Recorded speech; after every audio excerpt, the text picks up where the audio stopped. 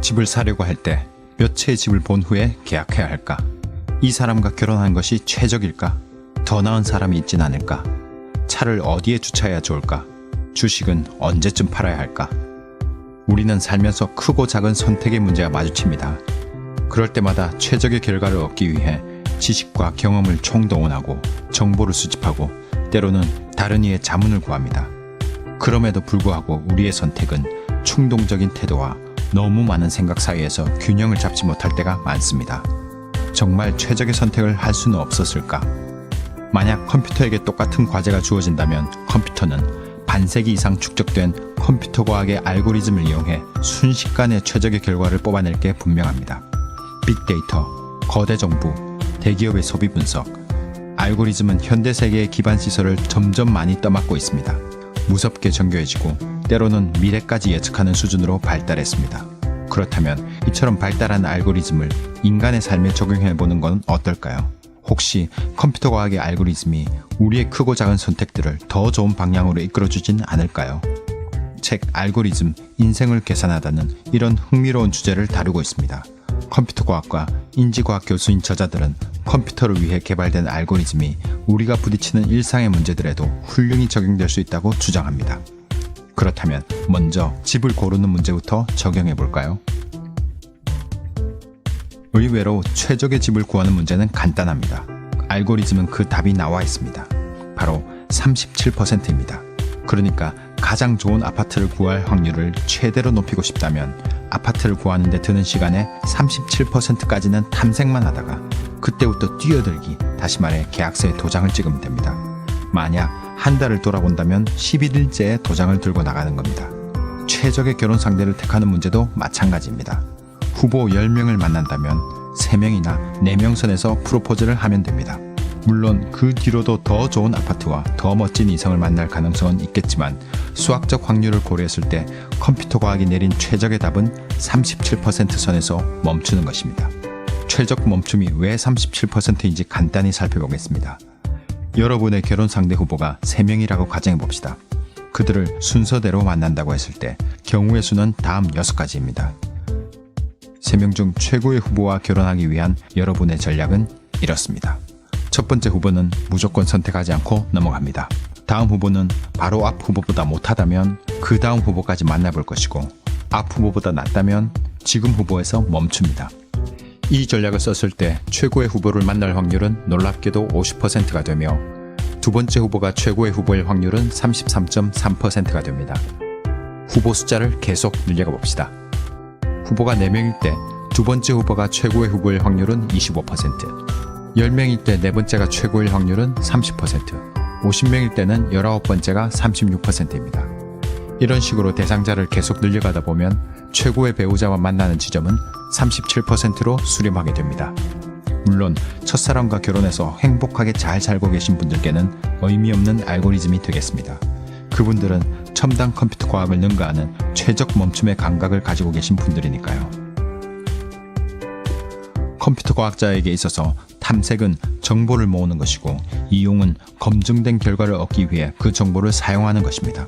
예를 들어 최신 음악 담당 기자에게는 탐색이 생소한 음악만 듣는 것이고 이용은 비틀즈나 U2의 음악을 들으면서 탐색의 필요함을 달래는 것입니다. 이직이나 창업을 하는 것은 탐색이 될 것이며 직장에 그대로 남는 것은 이용이 됩니다. 욜로를 누리는 것은 탐색이며 이쯤에서 저축을 하고 결혼을 하는 것은 이용입니다. 우리의 삶은 탐색과 이용 사이에서 균형을 얻는 지점이 필요합니다. 알고리즘은 그 균형점을 결정하는 문제를 승률로 풀고 있습니다. 프레드는 슬롯머신이 가득 들어찬 카지노를 방문했습니다. 각 슬롯머신에는 각기 다른 승률이 설정되어 있습니다.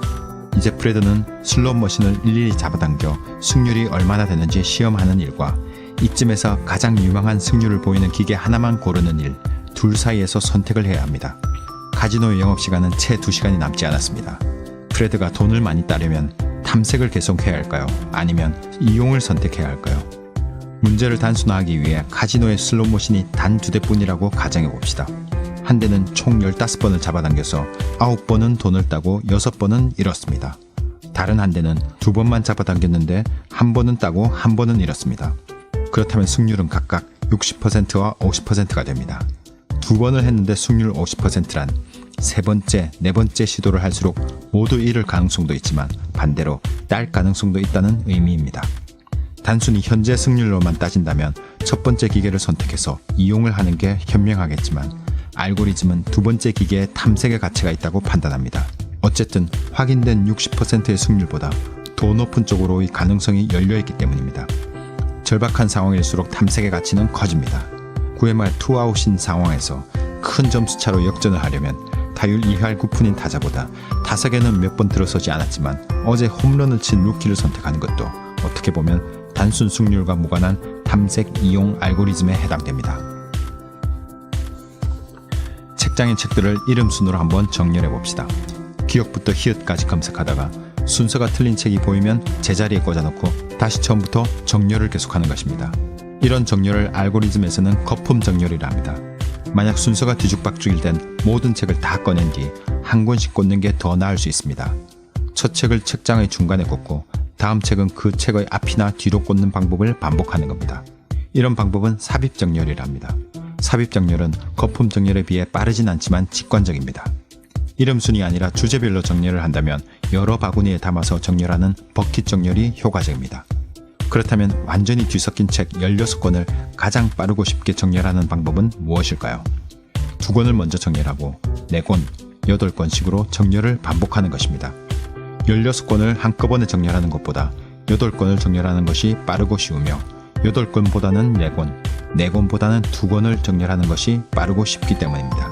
이 정렬 방법은 컴퓨터 과학의 역사에서 중요하게 다루는 합병 정렬입니다. 우리는 구글과 같은 것을 검색 엔진이라 부르고 있지만 사실은 정렬 엔진에 더 가깝습니다. 복잡한 알고리즘 시스템도 앞서 보인 단순한 정렬에서 비롯되기 때문입니다. 컴퓨터는 이메일 보관함에 있는 수천 통의 편지 중에서 50통을 수신 시간에 따라 첫 페이지에 보여줍니다. 홍대에서 식당을 검색하면 수백 곳의 식당 중에서 근접거리나 평가 점수에 따라 상위 10곳이 정렬되어 나타납니다. 페이스북의 뉴스피드, 유튜브의 영상들, 알고 보면 나름의 기준에 따라 얼마나 잘 정렬하여 보여주는가 하는 작업입니다. 결국 정렬을 하는 주된 이유는 자료를 사람의 눈에 유용한 형태로 보여주기 위함입니다. 그래서 정렬은 인간의 정보 경험의 핵심이 됩니다. 정렬을 이해하면 우리가 사는 사회의 본질을 이해할 수 있습니다. 우리가 먼저 보고자 하는 것, 먼저 알고자 하는 것, 즉 사람들이 만드는 질서에 관해 알려주는 것이 바로 정렬이니까요. 책 알고리즘 인생을 계산하다는 이외에도 많은 알고리즘을 소개합니다. 각 알고리즘마다 컴퓨터 과학과 일상사를 섞어서 흥미롭게 전개합니다. 언뜻 알고리즘을 IT와 컴퓨터 분야에 한정된 개념으로 생각하기 쉽지만 알고리즘은 컴퓨터보다 훨씬 폭넓게 쓰이고 컴퓨터보다 훨씬 이전부터 사람이 써온 개념입니다. 알고리즘이라는 단어는 9세기 때 페르시아의 수학자 알콰리즘의 이름에서 유래했습니다. 4000년 전 수메르인의 점토판에도 긴 나눗셈을 하는 방식이 적혀 있습니다. 결국 알고리즘이란 오랜 세월 동안 인간이 실생활에 적용해왔던 수학적 해법들을 컴퓨터에 심어놓은 것입니다. 그렇다면 이제 컴퓨터 과학이 향상시킨 알고리즘을 다시 끄집어내어 인간의 실생활에 적용할 때가 되지 않았을까요? 우리도 컴퓨터처럼 언제나 최적의 선택을 하고 싶으니까요. 지금까지 책을 말하고 책을 탐하는 책담 책탐이었습니다.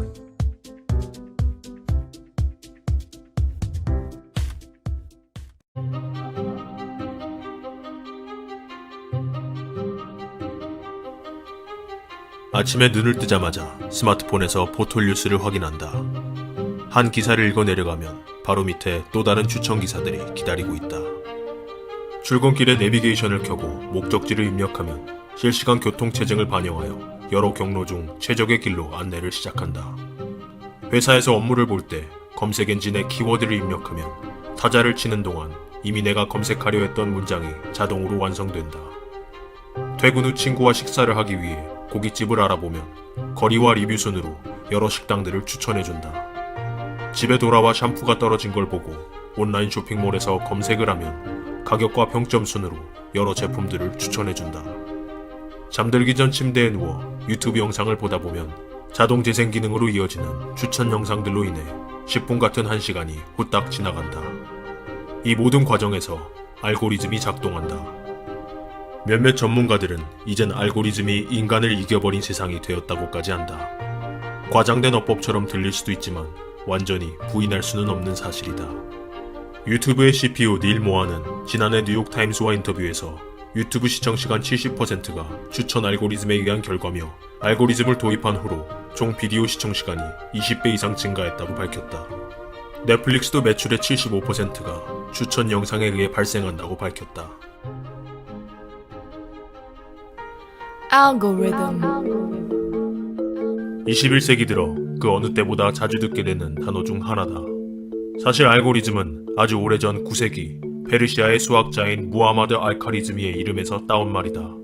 알고리즘에 대해 단순한 직관을 만족하는 형식적인 정의는 불가능하다. 따라서 알고리즘의 공식적인 정의는 없다. 그러나 많은 사람들은 알고리즘이 단순히 우리가 보고 듣고 사고 먹는 것들을 추천해주는 한 계산법이나 공식 같은 인터넷 용어라고 알고 있는 경우가 많다. 알고리즘은 어디로 이동해야 할 때 어느 길로 가야 할지, 컨텐츠를 시청해야 할 때 무엇을 봐야 할지, 물건을 사려고 할 때 어떤 제품을 골라야 할지, 다시 말해 어떤 문제를 해결하기 위해 필요한 계산, 절차, 방법, 명령어들의 모음을 말한다. 그러나 여기서 문제를 해결한다는 것은 단순히 우리에게 필요한 최적의 것들을 추천해주는 것이 다가 아니다. 알고리즘은 우리에게 효율이 없거나 필요가 없다고 여겨지는 것까지 판단하는 역할을 한다. 예를 들어 온라인 쇼핑몰에서 리뷰수, 사용자 평점, 재구매율, 그리고 반품과 교환 횟수 같은 데이터를 기반으로 한 알고리즘이 어떤 제품은 좋은 제품으로 판단해 검색 목록 상단에 노출시키고 추천 상품으로 제시하기도 하지만 반대로 어떤 제품은 좋지 못한 제품으로 판단해 검색 목록에서 제거시키거나 판매자에게 경고를 주기까지 한다. 이런 면에서 알고리즘은 우리를 대신해 좋고 나쁜 것들을 자동으로 필터링을 해주는 역할을 한다고 볼 수 있다. 우리가 낯선 곳을 찾아갈 때 이용하는 내비게이션 또한 알고리즘으로 이루어진다. 내비게이션 프로그램은 보통 3-4초 단위로 사용자의 위치와 속도를 서버로 보내는데 이 정보를 바탕으로 실시간 통행량을 파악한다. 빠른 길 안내의 첫 단계는 교통정보 수집이다. 좋은 식재료 없이 맛있는 음식을 만들 수 없듯 원재료인 실시간 데이터가 부실하면 실시간 길 안내의 정확성도 떨어진다. 내비게이션이 보여주는 도착 예정 시간은 최근 1시간 동안의 도로 상황을 보고 빅데이터를 통해 비슷한 패턴을 찾아 미래 교통 상황을 예측하는 것이다. 알고리즘이란 결국 수학 모형으로 설계된다. 내비게이션의 알고리즘은 건물들을 모두 배제한 채 도로와 터널, 다리로만 이루어진 세상의 모형이다. 그 안에 어떤 데이터가 포함되는지에 따라 결과는 제각각이 된다. 만약 A라는 곳에서 B라는 곳으로 이동할 때 중간에 지나가야 하는 C라는 구간이 유난히 어둡거나 하수구 냄새가 심하거나 혹은 사고 다발 지역이라고 했을 때 내비게이션은 그곳을 우회할 수 있도록 또 다른 옵션을 제시할까? 그것은 내비게이션의 알고리즘이 그 세 가지의 데이터까지 포함하고 있느냐에 따라 달린 것이다. 그렇기에 사람들은 가끔 내비게이션이 추천해주는 경로를 무시하는 경우가 많다. 마찬가지로 모든 알고리즘에선 어떤 데이터를 기반으로 계산이 이루어지느냐에 따라 그 알고리즘이 누구에겐 정확하고 공정한 선택이 될 수 있고 누구에겐 부정확하고 불리한 선택이 될 수도 있다는 것이다.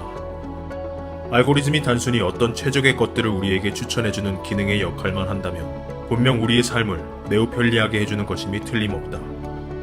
그 추천사항들을 참고는 하되 꼭 선택해야만 하는 의무사항이 아니기 때문이다. 그러나 만약 알고리즘이 제시하는 어떤 결과가 나에게 그 어떤 선택권도 없이 강요되거나 더 나아가 나를 특정 사람으로 낙인 찍어버린다면 그때부터 알고리즘은 우리에게 편리함이 아닌 위협으로 다가오는 것이다. 13년 전 미국에서 한 사례가 이를 정확히 보여준다. 2007년 미국의 수도 워싱턴 DC의 시장으로 취임한 에이드리언 펜티는 워싱턴 관내 학생들의 낮은 학업 성취도가 무능한 교사들 때문이라고 결론을 내렸다. 그리하여 그는 임팩트라는 새로운 교사 평가 기법을 도입한다. 이 교사 평가 시스템은 매스메티카란 업체가 개발한 알고리즘 기반의 모형이다. 이 알고리즘 평가 시스템이 도입된 2년 후 임팩트는 206명의 교사를 하위 5%의 실패자라고 평가하게 되고 워싱턴 교육 당국은 어떤 설명도 없이 이들 모두를 해고한다. 그 중에는 세라 와이사키처럼 학생들과 학부모들에겐 물론 동료 교사들에게까지 헌신적이고 훌륭한 교사라고 평가받는 교사도 포함되어 있었다. 어떻게 이런 일이 벌어진 것일까? 교육당국은 임팩트의 평가 방식을 공개하지 않았다. 코드화된 수학적 알고리즘이라 복잡하다고 변명할 뿐이었다. 그러나 하버드대 수학 박사이자 데이터 사이언티스트로 알려진 캐티 오닐은 이 알고리즘을 분석하였고 이 안에 문제가 있었다는 것을 발견하였다. 결국 교사에 대한 평가는 단지 학생들의 전년도와 올해의 시험 점수의 격차였던 것이다. 교사가 수업할 때 학생들의 참여를 얼마나 이끌어냈는지, 특정한 수업 기술을 얼마나 사용했는지, 교실을 얼마나 잘 관리했는지, 개인적인 문제나 가정 문제가 있는 학생들을 어떻게 대했는지, 혹은 그 교사에 대한 학생들의 만족도는 어땠는지 등 다른 기준은 전혀 없었다. 이런 사실과 함께 문제를 제기했지만 워싱턴 교육 당국은 알고리즘의 평가가 공정하다며 무시하였다. 결국 세라 와이사키는 교장과 동료 교사들의 추천을 받아 더 좋은 사립학교에 취직하게 된다. 여기서 더 무서운 사실은 이 시험 점수 기반의 알고리즘 평가 시스템이 교사들에게 도입된 이후로 많은 교사들이 학생들에게 교육자적인 따뜻한 관심을 쏟기보단 오직 학생들 시험 성적 향상에 열을 올리기 시작했다는 것이다. 심지어 41개 학교에서는 불이익을 우려해 시험 후에 시험 답안을 수정하다 적발되기까지 하였다. 한순간 새로운 알고리즘 평가 시스템이 도입되면서 좋은 교사의 역할이 학생들을 잘 가르치고 지도하며 따뜻하게 보살펴주는 것이 아니라 시험 점수가 최대한 높게 나올 수 있도록 도움을 주는 것으로 바뀌어버린 것이다. 이후 수학 박사 캐시 오닐은 이런 알고리즘의 문제점에 대한 글을 쓰는데 핵폭탄, 생물화학무기 등을 일컫는 용어 Weapons of Mass Destruction에서 mass를 math로 살짝 비틀어 살상 수학무기라는 제목의 책을 펴낸다. 어떻게 빅데이터가 불평등을 확산하고 민주주의를 위협하는지 알고리즘의 어두운 면을 세상에 알린 것이다. 이 책은 아마존 52주 연속 1위 베스트셀러를 기록하고 뉴욕타임스와 보스턴 글로브 등 12개의 매체에서 2016년 올해의 책으로 선정된다.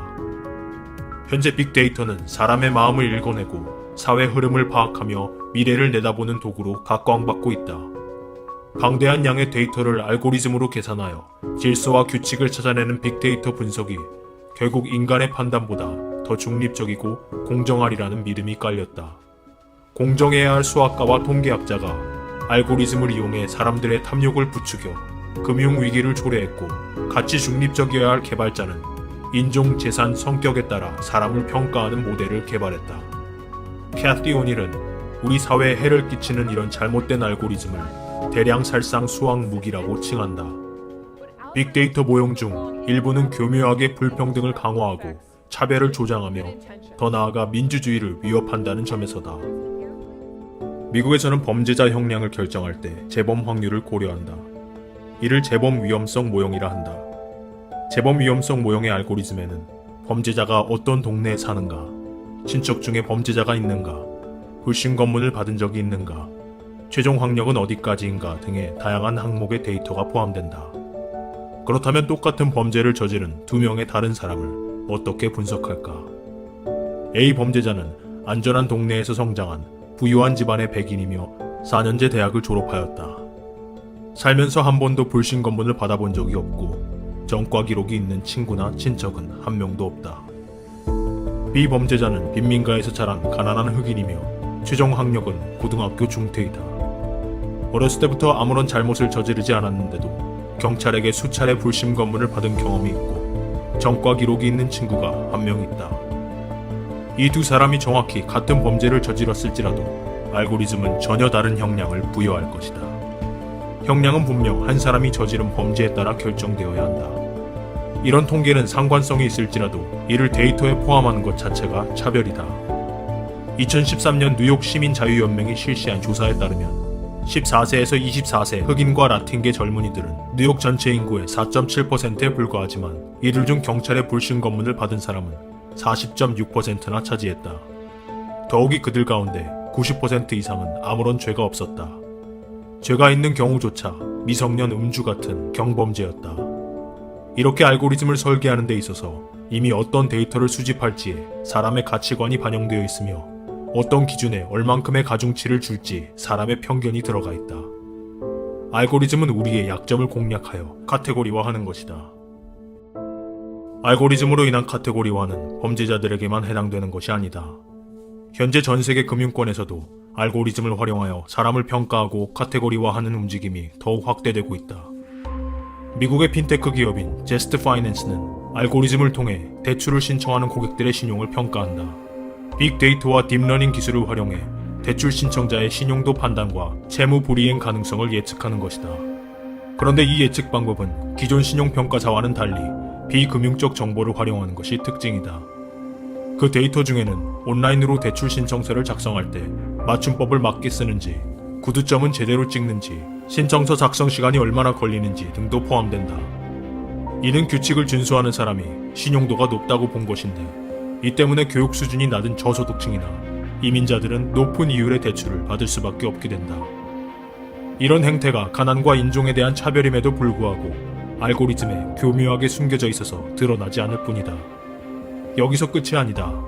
평가 데이터에는 고객의 전기세나 가스요금 미납 및 연체 여부, 온라인 구매 정보, 포인트 적립 정보, SNS에 올리는 사진과 글, 이메일, 통신 기록, 인터넷 접속 유지 시간 등 7만여 개의 각종 변수가 포함되어 사소한 정보까지 신용 점수에 반영된다. 이렇게 금융 정보가 아닌 비금융 정보를 활용해 신용을 평가하는 시스템을 Alternative Credit Scoring System, 대안 신용 평가 시스템 ACSS로 칭한다. 제스트 파이낸스는 심지어 고객이 제품을 언제 사는지, 어떤 브랜드를 고르는지, 사는 지역은 어디인지 등 기존 거래 정보를 활용해 ACSS 모델을 구축한다.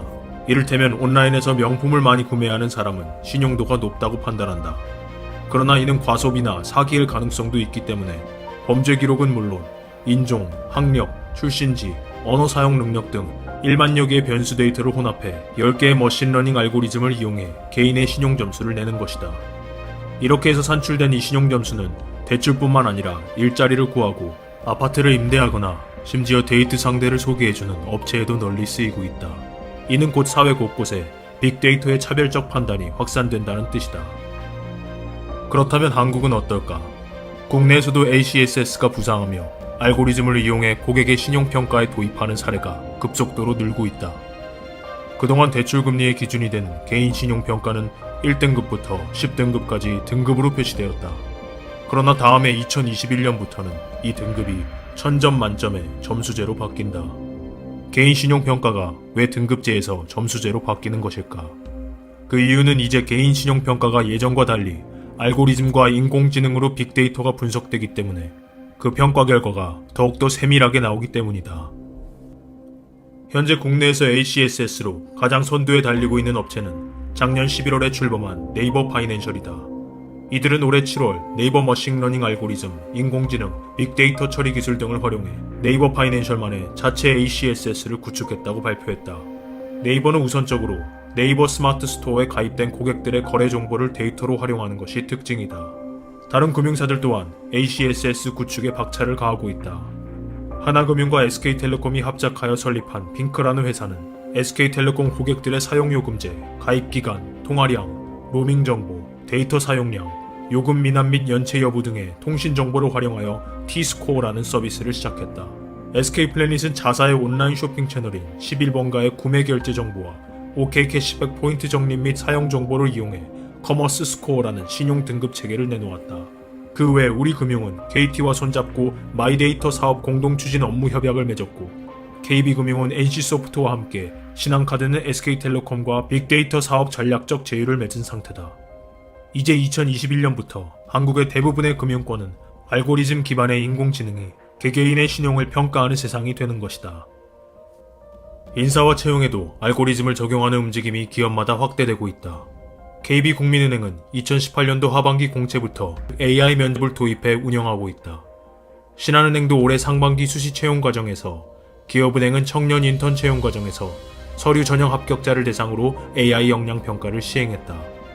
하나은행은 올해 하반기 공채부터 자기소개서 평가에 AI를 활용할 방침이며, 우리은행 역시 하반기 공채 면접 대상자에게 AI 면접을 실시할 예정이다. 채용 외에 대규모 직원 인사에도 AI가 적용되고 있다. 알고리즘을 기반으로 직원의 업무 경력, 근무 기간, 자격증, 출퇴근 거리 등을 분석해 근무지를 선정하는 시기다.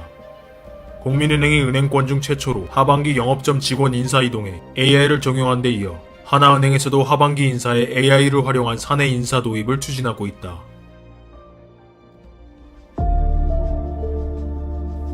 4차 산업은 예전과 달리 데이터, AI, 알고리즘을 가진 몇몇 기업이 경쟁 우위를 독점할 확률이 아주 높다. 그 이유는 가장 많은 고객을 보유한 회사가 가장 많은 데이터를 수집하고 그것으로 가장 좋은 모형을 학습하고 가장 많은 신규 고객을 얻는 선순환 구조가 형성되기 때문이다. 나의 모든 온 오프라인 일거수일투족이 기업들에게 빅데이터로 처리되어 빤히 들여다볼 수 있는 상태가 되고 나도 모르는 사이 나는 카테고리화되고 등급화된다. 알고리즘은 대부분 효율성과 확장성이란 이유로 다수의 대중들을 대상으로 하기 때문에 익명으로 처리되는 사회적 약자와 가난한 사람들을 더 차별하고 소수의 부자는 더욱더 부자로 만들어주는 빈익빈 부익부 현상을 가속화시키는 경향을 가질 수밖에 없다. 문재인 대통령은 2019년 10월 8일 서울 삼성동 코엑스에서 열린 네이버 개발자 회의에 참석해 한국을 IT 강국을 넘어 AI 강국으로 만들어야 한다고 기조연설을 하였다. 앞으로 세상은 어떻게 변할 것인가? 한국의 미래는 어떤 모습이 될까? 우리는 현재 그 어느 때보다 더 빨리 변하고 더욱더 깨어 있어야 하는 세상에 살고 있다. 2020년 어디로 가고 있는 것일까?